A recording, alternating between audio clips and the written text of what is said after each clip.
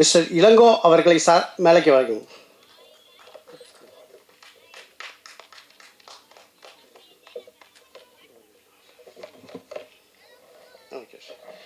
தீபிகா ரம்யா மேடைக்கு வர வேண்டும்.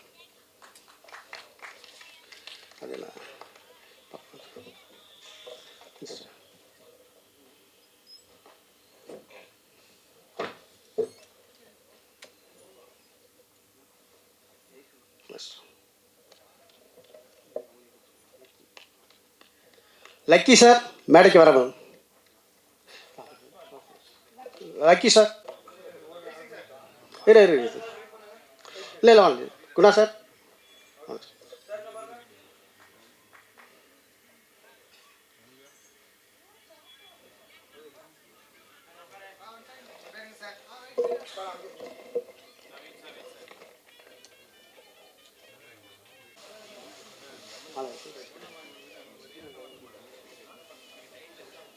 மேடம் மேடம் மேடம் மூணா ரமேஷ் சார் மூணா சார் புரியாது.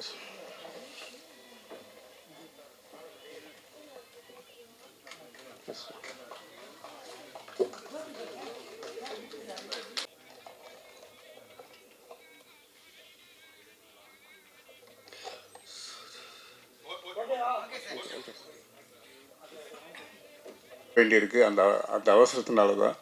அண்ட் வேறு எதுவும் தவறாக நினச்சிக்க வேண்டாம். தேங்க்யூ.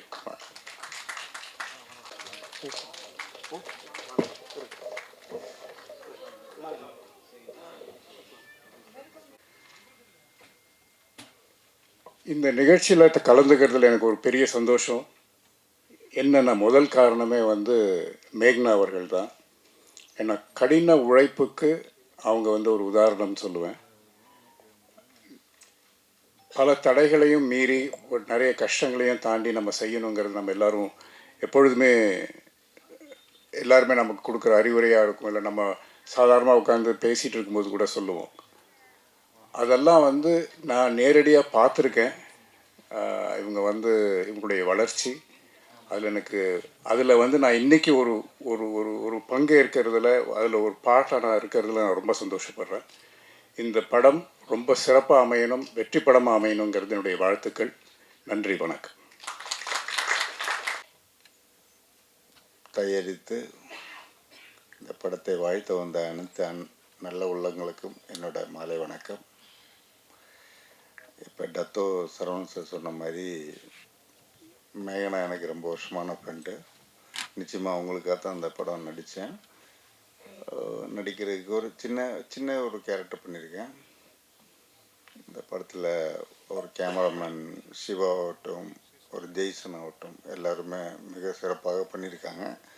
ஏன்னா இப்போ கொஞ்ச காலமாகவே நீங்கள் பார்த்தீங்கன்னா பெரிய படங்கள் பெருசாக போகல, சின்ன படங்கள் பெருசாக ஓடிட்டுருக்கு. இப்போ சிறை எடுத்துங்க, அதுக்கு முன்னாடி லாஸ்ட் இயரில் எல்லா பெரிய படத்தை அந்தளவு ஓடல, சின்ன படங்கள் ரொம்ப பெருசாக ஓடுது.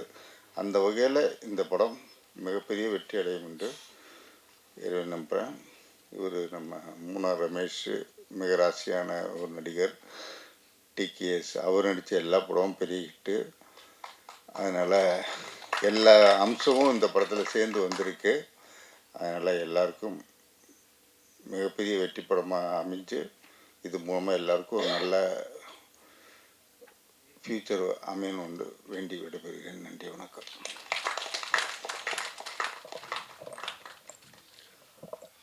அனைவரும் இங்கே வந்திருக்கிற ப்ரெசன்ட் மீடியாவுக்கு ரொம்ப நன்றி.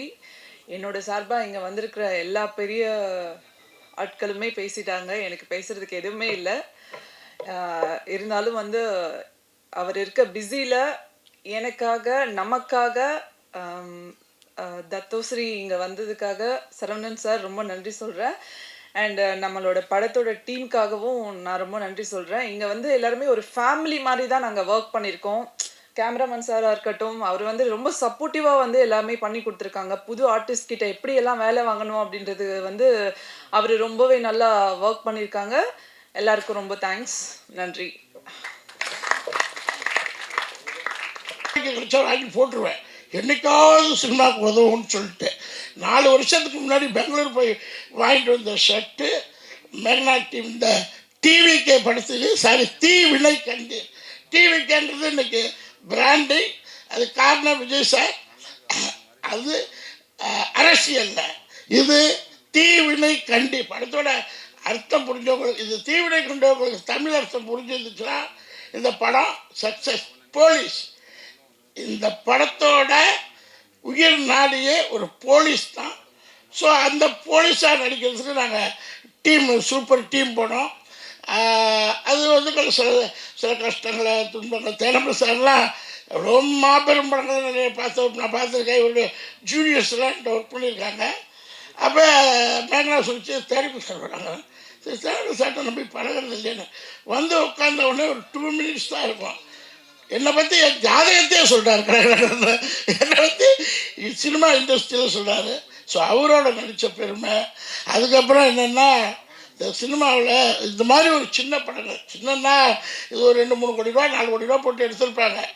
ஆனால் இன்றைக்கி தேட்டரில் ஒரு கதை, ஒரு டிபார்ட்மெண்ட்டோட சக்ஸஸ், போலீஸை வச்சு நெகட்டிவாக இருப்பாங்க. மெஜாரிட்டி படங்கள் அரசியல்வாதி, அவன் குற்றம் இவன் குற்றம் அவன் குற்றம், லஞ்சம் ஈடித்துறை அந்த துறை, நெகட்டிவ்ஸை வச்சு எடுக்கிற இந்த சமுதாயத்தில் ஒரு போலீஸை அது முழுசாக சொல்லக்கூடாது, இப்படி தான் போலீஸ் இருப்பாங்க அப்படிங்கிற ஒரு கதையை எழுதி சுயரூபமாக, அதாவது தத்ரூபமாக சொல்லலாம். ஒவ்வொரு இதில் நடிக்கலை, புதுமுகங்கள், ஆனால் வாழ்ந்தார்கள். அது 6 அடி உயரம் சுரேஷ் சார் மலேசியாவில் இருக்கட்டும், அவர் ஒரு பெரிய பொலிட்டிஷியன்.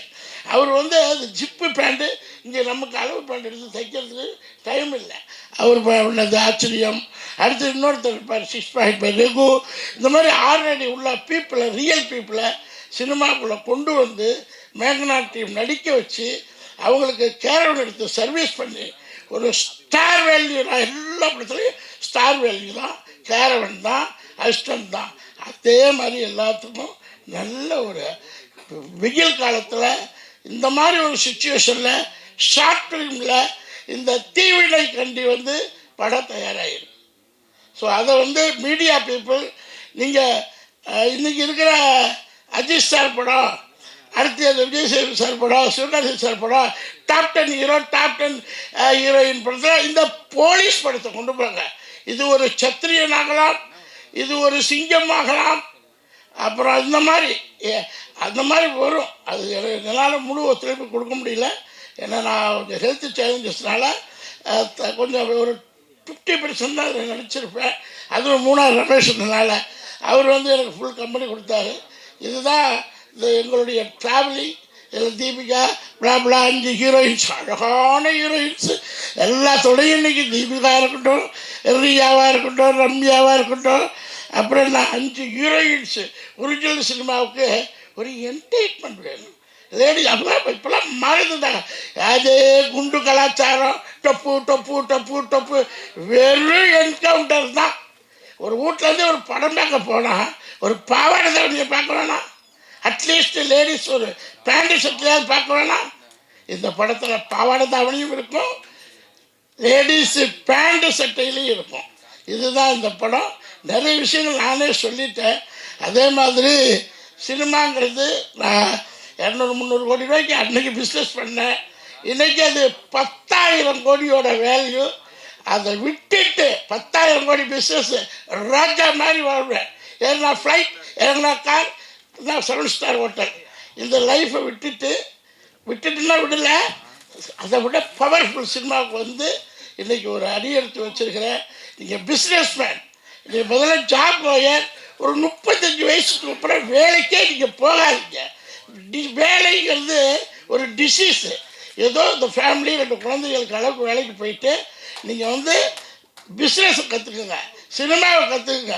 5 லட்சத்தில் ஒரு சாங்ஸ் எடுக்கலாம், 10 லட்சத்தில் ஒரு பைலட் ஃபிலிம் எடுக்கலாம்.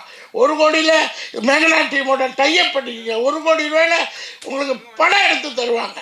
1 கோடி ரூபா கொடுத்தீங்கன்னா மேக்னா டீம் படம் எடுத்து அதை ஒரு 3 கோடி ரூபா ப்ராஃபிட் பண்ணி கொடுப்பாங்க. அந்த அளவுக்கு கரைச்சி குடிச்சு பிடிச்சி வச்சுருக்காங்க மேக்னா டீம் சினிமாவை. 1 கோடி ரூபாங்கிறது ஒரு மேட்டே கிடையாது. மலேசியன் பீப்புள் நீங்கள் எல்லாம் கஷ்டப்படுறதாக சொன்னார். மேக்னா மேடம் சொல்லிச்சு, எல்லாம் மலேசியா ஒன்றும் பெரிய இது இல்லைங்க, அவங்களும் நம்மள மாதிரி தான் கஷ்டப்படுறாங்க. கஷ்டம்லாம் கிடையாது. இந்தியா உங்களுக்கு, அது தமிழ்நாடு உங்களை ரெட் கார்பரேட் வச்சு வரவேற்கிறோம். நீங்கள் எல்லாம் வாங்க, சேர்ந்து பண்ணுவோம். மலேசியா ஒன்றும் அமெரிக்கா நகடு இல்லை, இதோ இருக்குது, உள்ள கற்றுக்குங்க. இந்த மேக்னா டீம் எனக்கு தெரிஞ்சு இப்போ 3வது படம் நான் நடிக்கிறேன்.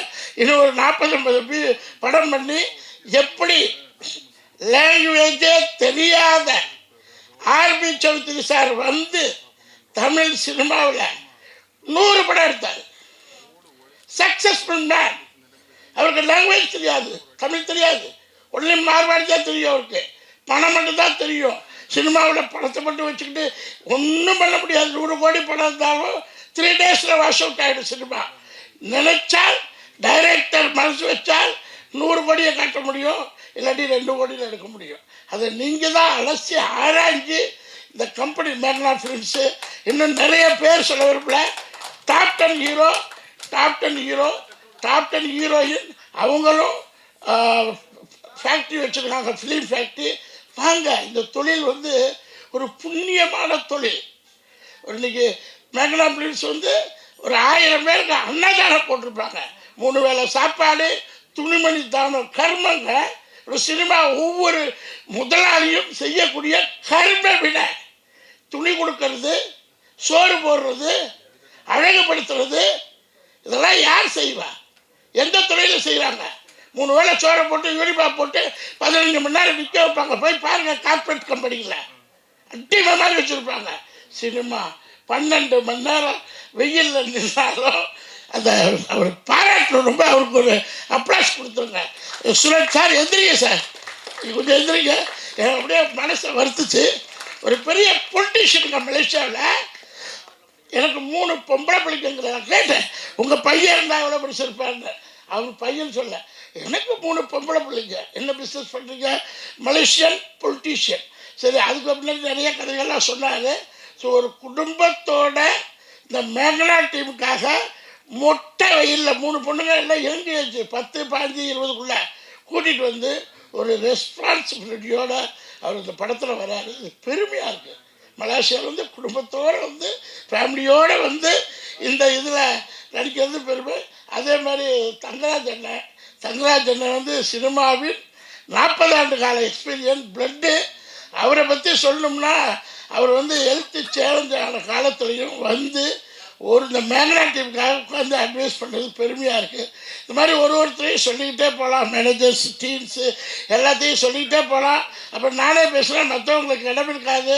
ஸோ தயவு செய்து இந்த படத்தை, போலீஸ் ஸ்டோரியை மலேசியாவில் கொண்டு போய் ஆடியோ லான்ச் வைக்கலன்னு மேக்னா டீம் சொல்லிட்டாங்க. மலேசியாவுக்கு தமிழ்நாடு ஒன்றும் கம்மி கிடையாதுங்க. எல்லாரும் மலேசியா போய் ஆடியோ லான்ச் வச்சுட்டா, நீங்கள் எழுதுல நேரு ஸ்டேடியத்தில் ஆடியோ லான்ச் வைங்கன்னு நான் ரெக்வெஸ்ட் பண்ணி கேட்குறேன். இந்த படத்துக்கு நேரு ஸ்டேடியம் இருக்குது. எவ்வளோ ஃபாரின் கம்பெனி வந்து நேரு ஸ்டேடியத்தில் ஆடிட்டோரியத்தில் வச்சு ஆடியோ லான்ச் பண்ணுறாங்க. சின்ன படங்களும் மலேசியன் சப்போர்ட்டோட அங்கே ஆடியோ லான்ச்சு நேரு ஸ்டேடியத்தில் சக்ஸஸ் ஸ்ட்ரீட்டு. இது பழிக்கும், இது நடக்கும். Thank you for all. மிக்க மிக்க மிக்க அருமை சார், செம்மையாக பேசிட்டீங்க. அடுத்தபடியாக தேங்க்யூ. இப்போ என்னென்னா, நேற்று கூட முந்தா நாள் கூட ஒரு ஆடியோ லான்ச்சில் சக்ஸஸ்ஃபுல் மீட்டில் பேசினேன். நேற்று தான் நினைக்கிறேன். ஹைட்டு கம்மியாக இருக்கிறதுனால இந்த மைக்கு வந்து இப்போ கரெக்டாக இருக்குங்களா? ட்ரெஸ் எல்லாம் தெரியுதா? ஸோ மைக்கு பிரச்சனை, அதனால் கொஞ்சம் 1 மினிட் லேட் ஆகிடுது. ஸோ தேங்க்யூ டத்தோ சரவண்ஜி. ஒரு மலேசியாவே இங்கே வந்த மாதிரி இருக்குது. தமிழ்நாடு மலேசியா போய் ஒரு ட்ரெண்டு, ஒரு ஹீரோ போனார். யார்? விஜய் சார் போனார். தமிழ்நாடு மலேசியா ஆயிடுச்சு. டோட்டல் தமிழ்நாடு. அதுதான் டிவிகேன்னு ஒவ்வொரு நடிகரும் ஒரு சிஎம் ஆகலாம் அப்படிங்கிறது கனவு. எம்ஜிஆராக இருக்கட்டும், ரீகனாக இருக்கட்டும், என்டிஆராக இருக்கட்டும், டிஎஸ்ஆர் வரலாம், அடுத்து யார், என்டிஆராக இருக்கட்டும். ஸோ ஒவ்வொரு மனிதனும் நடிகருங்கிறது ஃபஸ்ட்டு பிளாட்ஃபார்ம், செகண்ட் சர்வீஸ். நடிகருங்கிற சர்வீஸ் வந்து வெளியில் யாருக்கும் தெரியாது. கை போகும், கால் போகும், இடுப்பு உடையும், கழுத்து உடையும். எனக்கு தெரிஞ்சு கொடூரமான ஒரு விஷயம் என்னென்னா, என் பீரியடில் மினிஸ்டர் ராஜாராம்னு ஒருத்தர் இருந்தார் எம்ஜிஆர் பீரியடில். எவ்வளோ பேருக்கு தெரியும் தெரியாது. அவரோட அண்ணன் பையனோ தம்பி பையனோ என்னுயிர் தோழர் பாபுன்னு ஒருத்தர் இருந்தார். அவரை செதுக்கியிருப்பார் பாரதி ராஜா. ஒரு அரசியல் படம்னா நான் பாரதி ராஜா சார் படத்தில் பார்த்தது என்னுயிர் தோழன் தான். த ரியாலிட்டி அரசியல் அவ்வளோ பெரிய அந்த ஹீரோவோட பெருமொழி படத்தில் நான் சும்மா கிரௌட் ஆர்டிஸ்டாக எட்டி எட்டி பார்ப்பேன். விக்ரமன் சார் படத்தில் அவ்வளோ இருக்குது. அவ்வளோ பெரிய மனிதன், நல்ல யங் ஸ்டாஃப், யங் ஜென்வை அவர் அந்த காலத்து ஜென்வை. ஒரு கழுத்தில் அடிபட்டு அவருடைய லைஃபே ஸ்பாயில் ஆகிடுச்சு. ரொம்ப ட்ராஜடி. அதுதான் சினிமா. உங்களை வந்து ஒரே நைட்டில் உச்சத்துக்கு கொண்டு போயிடும். ஆனால் அதுக்கு பின்னாடி நீங்கள் பெயினை கொடுக்கணும். ஸோ எனக்கு அந்த மாதிரி வந்துருச்சு பெயின். சேதுபதி உச்சத்துக்கு வந்து நான் அதே 3 நாள் படம் ரிலீஸ் ஆகி எல்லா தேட்டரும் ஹவுஸ்ஃபுல். ஒரு சின்ன படத்துக்கு போய் கால் ஒடிஞ்சு 1.5 வருஷம் நடிக்க முடியல. 16 படத்தில் என்னால் நடிக்க முடியல. ஸோ சினிமா சந்தை சோதனை தான் எடுத்துக்கிட்டேன், வேதனை இல்லை. அதே மாதிரி மேக்னா ஃபிலிம்ஸ் இன்றைக்கி டிவிகே எப்படி விஜய் சார் வந்து ஒரு கான்ஃபிடென்ட் விஜய் சாரை வளர்த்தது அந்த டைலாக் டெலிவரி தான். எந்த படத்தை எடுத்துங்க, அவர் ஆக்ஷன் படம் எடுங்க, அவர் பேசுகிற ஒரு வார்த்தையும் சினிமா வார்த்தைகள் சக்ஸஸ்க்கு அவரை கொண்டு போயிடும். அதே மாதிரி கலைஞர் சார் பராசக்தியில் எழுதுகிற வார்த்தைகள் சிஎம்ஓ உட்கார வச்சது. எத்தனையோ பேர் கலைஞர் சாருக்கு காம்படிஷன். அத்தனை மினிஸ்டர், பாரம்பரிய மினிஸ்டர், ட்ரெடிஷ்னல் பிளா பிளா பிளா பிளா பிளா. ஒரு கதை விமர்சனம் எழுதுன கருணாநிதி சார் ஜெயிச்சார். அதே மாதிரி நான் கிட்டத்தட்ட எம்ஜிஆர் படம் வந்து பார்க்க மாட்டேன். சின்ன பிள்ளைங்க சிவாஜி சார் படம் தான் கூப்பிட்டு போவாங்க. இப்போ எம்ஜிஆர் படம்னாவே கொஞ்சம் பார்க்கலாமா வேண்டாமா, கொஞ்சம் நல்லாயிருக்கும். எம்ஜிஆரை போல் ஒரு ரசனை வாழ்ந்த நடிகர் இன்னும் பண்ணல. அதனால தான் என் பேரை எம்ஜிஆர், என்டிஆர், டிஎஸ்ஆர். ரசனை வேணும். என்ன ரசனை? மக்கள் ரசனை. ஆண்களாக இருந்தாலும் சரி, பெண்களாக இருந்தாலும் சரி. எம்ஜிஆர் படகோட்டியில் பண்ணியிருப்பார் பாருங்க, அந்த மாதிரி ஒரு ரசனை. அவரும் அந்த கதை வசனங்கள் அந்த வசனங்கள் வந்து நீங்கள் எம்ஜிஆருடைய 80% படங்களில் மக்களாட்சிங்கிற ஒரு இது இருக்கும். ஸோ இதை கொண்டு வந்தது சினிமா தான். ஸோ மேக்னா ப்ரொடக்ஷன்ஸ் வந்து எனக்கு வந்து மேபி நான் 15 வருஷம் ஆகுது. இப்போ 130 படம் ஆயிடுச்சு. கலெக்டர், கமிஷனர், தாசில்தார், பிளா பிளா பிளா பிளா எல்லாமே டாமினேட்டிங் கேரக்டர்ஸ் அமையும் போது மேக்னா ப்ரொடக்ஷனில் நான் ஒரு விவசாயியாக பண்ணேன். விவசாயி ஃபஸ்ட்டு. அப்போ மேக்னா வந்து என்னுடைய டாக்டர் ஒரு ஓல்டு விவசாயி. 999 படம் பேர். அப்போ வந்து நான் யங்கு, அது சினிமாவுக்கு யங்கு. ஒரு 3 லட்சம் பேருக்கு வேலை கொடுத்துட்டு ஒரு 1000 கோடி அதிபர்களை மிரட்டுறது டான் இவர் தான். இந்த டான் பண்ணுற வேலையை நான் திருப்பூரில் பண்ணேன். மிரட்டுறது, உருட்டுறது, பணம் கொடுக்கறது, இதான் என் வேலைங்க. அந்த மாதிரி வேலை உண்மையிலேயே அவருடைய பிரதிபலிப்பு தான் சினிமாவில் எனக்கு கிடைச்ச இந்த கலெக்டர், டாக்டர், ஜட்ஜி, பிளா பிளா பிளா பிளா. ஸோ இப்படியே போயிட்டு இருக்கும்போது மேக்னா ப்ரொடக்ஷன்ஸ் எனக்கு ஒரு அழைப்பு இருந்துச்சு. நீங்கள் கொஞ்சம் ஒரு முக்கியமான லீட் ரோல் பண்ணணும், ஒரு 20 நாள் டைம் ஒதுக்குங்க, நான் படத்தை முடிச்சிடறேன்னாங்க. நான் அப்போ வந்து 6 படம் புக்கிங்கு, சசிகுமார் படம் ரன்னிங்கு, சந்தானம் சார் படம் ரன்னிங்கு, விஜயாண்டனி சார் படத்துக்கு டேட் இல்லை. இதில் இன்னும் 3 படத்தை வந்து பேசி வச்சுருக்கிறேன். இப்போ தான் 15 வருஷத்துக்கு அப்புறம் வருது. மேடம் இப்போ டேட் இல்லை, நான் இப்படி படத்தை கட் பண்ணிவிட்டு உங்களுக்கு டேட் கொடுக்குறதா அப்படின்னு. உடனே மேக்னா டீம் என்ன சொன்னாங்க, சார் ஒரு நாள் மட்டும் அதில் கட் பண்ணுங்க, நான் முக்கியமான ஒரு 2 சீனில் போட்டு எடுத்துக்கிறேன்டாங்க. சரி ஒரு நாள் தானே அப்படின்னு ஒரு நாள் கொஞ்சம் அட்ஜஸ்ட் பண்ணிக்கலாம். ஒரு படத்தோட வரலாறு நீங்கள் தெரிஞ்சுக்கணும். ஒரு படம் எப்படி உருவாகுது, என்ன சிரமத்தில் உருவாகுது, அதுக்கு எத்தனை பேரெல்லாம் பாடுபட்டிருக்காங்க, அது வந்து சக்ஸஸ் கொண்டே கொடுத்துரும். உதாரணத்துக்கு யூத்து. ஸோ ஒரு நாள் தானே போகலாம்னு அப்போ எனக்கு கொஞ்சம் ஊட்டி போயிட்டு வந்தேன். இது ஆக்சிஜன் பத்தலை, விஜயாண்டனி சார் படத்தை கேன்சல் பண்ணலை, மாற்றி வச்சுக்கோங்க அப்படின்ட்டு அவங்களும் ஒத்துக்கிட்டு டோட்டல் ஷூட்டிங்கை சென்னையில் மாற்றி வச்சுட்டாங்க.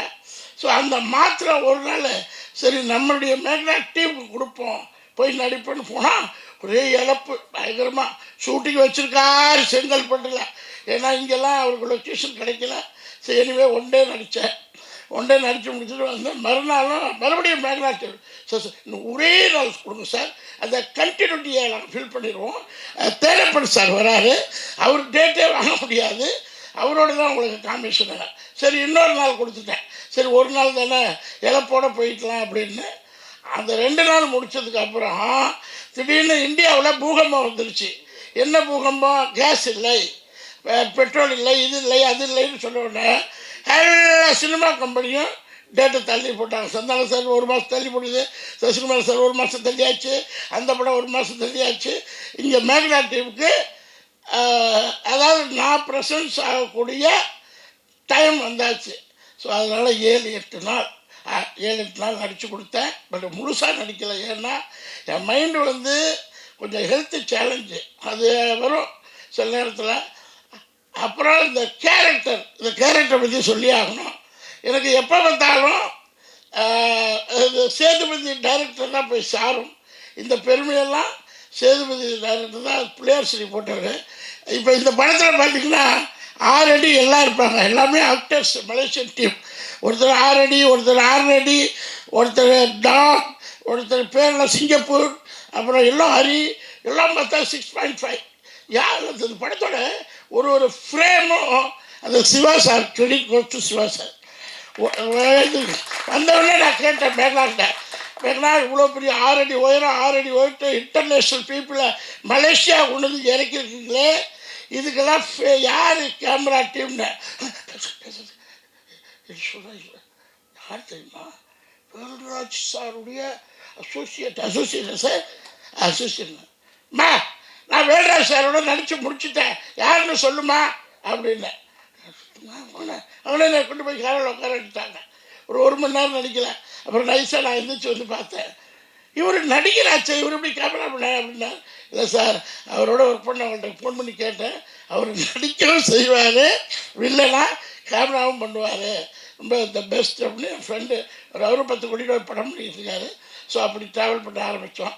அப்புறம் மேலாட்ட சொன்னேன், அது போலீஸ் கேரக்டரு எனக்கு இது ஒத்துழைமா, பெல்ட்டு குத்தும், வயிறு வேறு தொப்பை, பெல்ட்டு குத்தும். இதில் நான் இருக்கிறதே 4 அடி, அதில் 1/2 அடி பெல்ட்டு வரும். அது இடுப்பில் குத்துடுச்சுன்னா டைலாக் வாயிலேருந்து வராது ஒன்று. அடுத்து ஷூ வந்துச்சுன்னா போட்டுட்டு போலீஸு, அது ஐஜி கலெக்டர் இந்த மாதிரி பெரிய பதவிகள் கொடுத்தா உட்காந்துக்கிட்டே வாயடிச்சுட்டு வந்துடலாம் டைலாக் டெலிவரியில். ஆனால் இந்த ஓடுறோம் பாருங்க கான்ஸ்டபிள், இந்த ஓடுற கான்ஸ்டபிள் அந்த ஷூ தடுக்கி நான் குப்புற விழுந்துருவேன்னு ஒரு பயம். ஏற்கனவே காலை விழுந்தாச்சு. நிறைய ஆர்டிஸ்ட் வந்து அடி தடி போராடி போர்க்களம், சினிமாங்கிறது எவ்வளோ புகழ் வருதுன்னு நீங்கள் நினைக்கிறீங்களோ, பின்னாடி ஒரு போர்க்களம் இருக்குது. உளுந்துலேருந்து ஒரு படத்தில் மாட்டிக்கிட்டேன் தெரியாதவங்க போய், சார் போலீஸ் எல்லாம் வேண்டாம் சார். 30 நாள் போலீஸ் கிடைக்கும், ஜட்ஜு 1 நாள் தான் கிடைக்கும்பாங்க. பரவாயில்ல ஜட்ஜே கொடுங்க, எனக்கு போலீஸ் முக்கியம் இல்லை, உயிர் தான் முக்கியம் அப்படின்னு. அப்புறம் மேலாட்ட வந்து சொன்னேன், அம்மா எனக்கு பெல்ட்டு குத்தும், அப்புறம் நீ யூனிஃபார்ம்லாம் போட்டோம்னா எனக்கு அந்த ஷூவெல்லாம் பண்ண முடியாது, ஏன்னா மேலே யூனிஃபார்ம் போட்டு ஷூ போடலன்னு வச்சுக்க பிரச்சனை ஆகிடுமா, டிகினிட்டி பாதிக்கப்படும். நீ வேறு எல்லாம் ஆல்ரெடி ஃபாரினர்ஸாக போட்டிருக்கிற, ஃபாரினர்ஸ் தமிழ் என்ஆர்ஐஸாக போட்டிருக்கிற, இப்போ இவங்கள வச்சு எப்படி என்னை மேட்ச் பண்ண போகிறேன்னு. உடனே மேக்னா டீம் என்ன சொன்னாங்கன்னா, அண்ணா நீங்கள் பெல்ட்டு கட்ட வேண்டாம். ஓகே, அப்போ பாதி சந்தோஷம் வந்துச்சு. ஷூ அண்ணா நீங்கள் ஒரு பிளாக் ஷூ மட்டும் போட்டுருங்க. ஓகே, ஷர்ட்ஸ் எல்லாம் என்கிட்ட ஆல்ரெடி இருக்குது. இந்த ஆஃபீஸர்ஸ்க்காகவே நான் தான் சொன்னேனே, நான் இதுவரையிலும் சினிமாவில் சம்பாதிச்ச பணம் அதை விட 4 மடங்கு சினிமாவுக்கு மை ஓன் மணியில் ட்ரெஸ் எடுத்து வச்சுருக்கிறேன். என்னுடைய ஆமாம் ஓன் மணி. இதுவரை நான் 15 ஆண்டு காலங்கள் எவ்வளோ சம்பாதிச்சனோ அதை விட சினிமாவுக்காக மை ஓன் காஸ்டியூம் எடுப்பேன். ஏன்னா எனக்கு கொடுத்த கேரக்டர்ஸ் அப்படி, கலெக்டர், கமிஷனர், தாசில்தார், பிளா பிளா பிளா பிளா.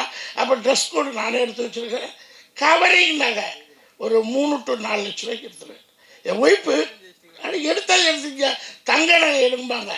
தங்க நகை எடுத்தால் ஒத்த செயின் இருக்குமா, இது இப்படி போடுறதுன்னா சித்தாண்டிக்காக போக வேண்டாமா அப்படிமே.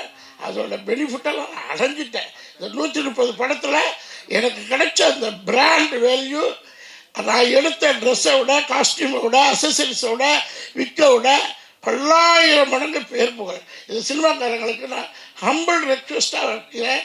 சினிமா வந்து டாக்டரை விட, கலெக்டரை விட, கமிஷனரை விட, இன்னும் என்ன பதவி இருக்குது, கவர்மெண்ட் ப்ரொஃபஷனல்ஸை விட, பிஸ்னஸ்மேன் விட உங்களுக்கு இன்கம் கொடுக்கும். அதுக்கு நானே உதாரணம். ஸோ அப்படி தான் நான் இந்த படத்துலையும் ஒரு 15-20 காஸ்டியூம்ஸு திடீர்னு செக்குடு சட்டை கேட்டாங்க. செக்குடு போட்டால் ஹைட் வேணும், மறுபடியும் இவர் கேட்குறாங்களே மேகநாட்டியம்னு என் ஒய்ஃபோட தகராறு பண்ணி இப்போயோ பெங்களூரில் 5000 ரூபா ஷர்ட்டு 500.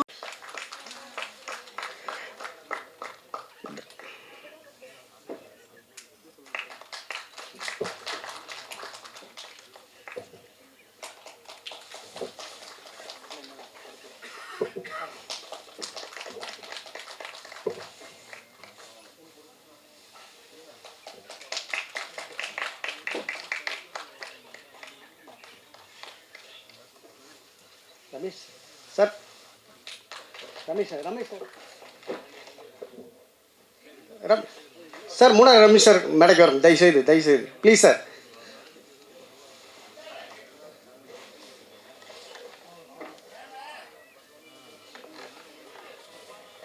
சார் எல்லோருக்கும் காலை வணக்கம். வந்திருக்கும் பத்திரிகையாளர்கள், ஒளிப்பதிவாளர்கள் எல்லோருக்கும் என்னுடைய தாழ்வான வணக்கத்தை தெரிவித்துக் கொள்கிறேன். இந்த படம் என்ன சொல்கிறது, ஒரு சரியான நேரத்தில் ஒரு சரியான டைட்டில் வச்சுருக்காங்க, டிவிகே அப்படின்னு. ஸோ டிவிகே மாதிரி இதுவும் சக்ஸஸ்ஃபுல்லாக வரும்னு நினைக்கிறேன். அதுக்கு என்னுடைய மனமார்ந்த வாழ்த்துக்களை தெரிவிச்சுக்கிறேன்.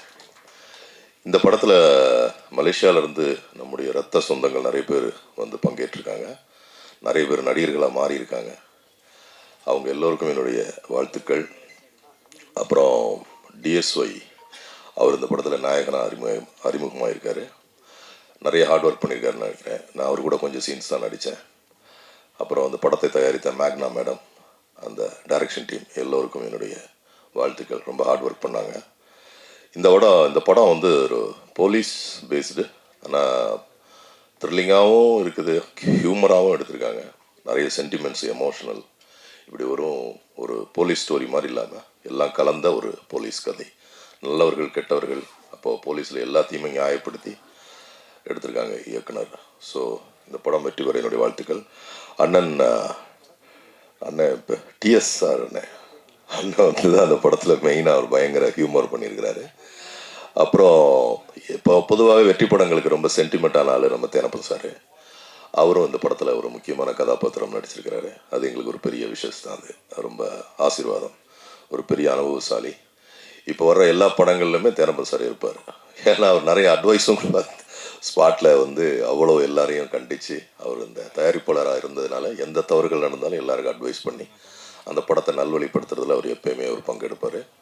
ஸோ இந்த படத்துலேயும் அவருடைய பங்களிப்பு இருக்குது. ரொம்ப சந்தோஷம். மற்றும் ஒளிப்பதிவாளர் சிவா, என்னுடைய அன்பு தம்பி வேல்ராசருடைய உதவியாளர், அப்புறம் வினோத் கேமராமேன், அவங்க இருவருக்கும் என்னுடைய வாழ்த்துக்கள். பெரிய படங்கள்லாம் ஒர்க் பண்ணிகிட்டு இருக்காங்க. இந்த படத்தில் ரொம்ப ஹார்ட் ஒர்க் பண்ணி எடுத்தார். ராத்திரி பகலாக காட்டுக்களையும் முள்ளு காட்டுக்களையும் இருந்து எடுத்தார். ஸோ இந்த படம் மிகப்பெரிய வெற்றியடைய வாழ்த்துக்கிறேன். நிறைய ஆர்டிஸ்ட் எனக்கு பேர் தெரியல, ரம்யா, தீபிகா, அப்படி நிறைய பேர் நடிச்சிருக்காங்க. எல்லோருக்கும் என்னுடைய வாழ்த்துக்கள். எல்லோரும் நல்ல சிறந்த நடிகர்களாக வர என்னுடைய மனமார்ந்த வாழ்த்துக்கள். இந்த படம் உண்மையில் ஒரு பெரிய வித்தியாசமான படமாக இருக்கும். தேங்க்யூ.